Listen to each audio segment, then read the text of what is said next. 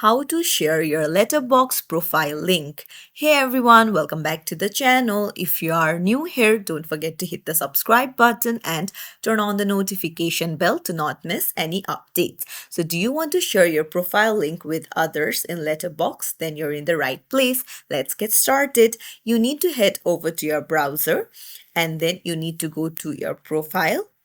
Now go to the profile tab, and once you're there, beside edit profile, you can see three dots. Just tap on it and you can see copy profile link. So you can just copy it and the link will be copied to a clipboard. Now you can paste it to anyone, and once they open up the link, they can view your profile.